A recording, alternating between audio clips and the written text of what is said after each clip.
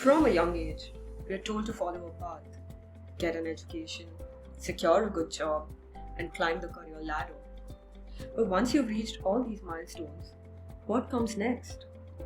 What should you do with the money that you worked so hard to earn? Trust me, there are a lot of conflicting advices on this, and it can most definitely feel overwhelming. Hi guys, welcome back to my channel. For those who are new to my channel, I'm Anuvamshi, an entrepreneur, former investment banker, and a CFA Level 3 candidate. Being in this industry for so long, I've seen firsthand how important it is to make smart financial decisions very early on in life. In today's video, I'm going to share my approach to building a strong financial foundation and the best order to invest your money for a secure future. Let's begin with what I consider one of the most important steps. Pay off all the high interest debts. Credit card debts, personal loans, or anything with a high interest rate can seriously hold you back. It restricts all your cash flow and eats into money you could be actually saving or investing. In India, interest rates on credit cards can go as high as 36%, so getting rid of these debts should be your top priority. Paying off interest debt or high interest debt is like getting a guaranteed return. Let's say, for example, if your credit card is charging about 24%, by clearing that debt, you're effectively earning a 24% risk-free return. Step 2. Build an emergency fund. Once all your high interest debt is pretty much under control, the next step is to build an emergency fund. This is your financial safety net, and it's very crucial for your own peace of mind. Aim to save at least 3 to 6 months worth of living expenses. Just by the way, this emergency fund is not for an everyday use. It's just there to cover all the unexpected events like medical emergencies or if there's a sudden job loss. Put this money in a high interest savings account or a liquid index or mutual fund so it's easily accessible but still earning interest. Step 3. Take advantage of EPF.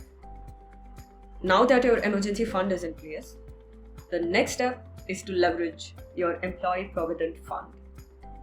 In India, the EPF is a retirement savings scheme where both you and your employer can contribute. It's essentially free money. Your employer contributes minimum or at the least 12% of your basic salary, and this grows tax-free. Trust me, make sure you're taking full advantage of it by contributing the required amount, because if you're not, you're leaving the money on the table. Step 4. Invest in tax-advantaged accounts. After setting up your EPF contributions, the next move is to invest in tax-advantaged accounts. In India, you have the access to instruments like Public Provident Fund, also known as PPF. This offers tax benefits under Section 80C of the Income Tax Act. So the interest you earn in PPF is essentially tax-free, and it's an excellent long-term investment option for wealth building. Just by the way, another option is the National Pension Scheme, which also offers tax benefits and allows you to build a retirement corpus while diversifying your investments between equity and debt. Step 5. Build an additional fund. Once you've maxed out all your tax advantage accounts, it's time to build an additional fund. Now this fund is a lot more different than your emergency fund. This is a more robust cushion of say about 6 to 12 months worth of expenses, especially if you're self-employed or in a volatile industry. This will give you the freedom to take risks, whether it's starting a new venture or transitioning careers, without the stress of immediate financial strain. Step 6. Start investing in equities. Once you have your financial foundation set, now comes the exciting part: investing in equities. Historically, the stock market has delivered higher returns than most other forms of investment. And trust me, starting early is the key to benefiting from the power of compounding. In India, you can invest through direct equity, mutual funds, and index funds.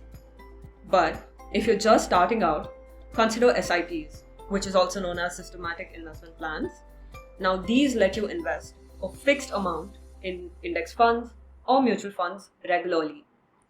Over time, this can help you take advantage of market fluctuations and average out the cost of buying shares. Step 7.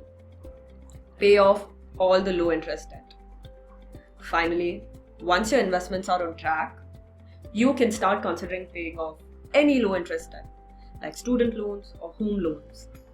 In India, home loans typically have a lower interest rate and they also come with a lot of tax benefits. So it might make sense to keep these loans on for a little longer duration if you can invest the money elsewhere at a higher rate of return. However, clearing debt also gives a strong psychological sense of freedom. So honestly, it's a personal choice depending on your financial situation. Last but not the least, invest in yourself. Because whether it's education, whether it's certifications or learning new skills, increasing your earning potential is the best long-term investment you can make. After all, you are your greatest wealth building tool. Thank you. I hope this video gave you some valuable insights into how you can start prioritizing your financial goals. If you'd like some more tips on personal finance and smart investing, make sure to check out my other videos. Also, if you want to learn more about equities, stocks, please do go ahead and check out the previous videos. Until then, thank you for watching. I'll see you next time.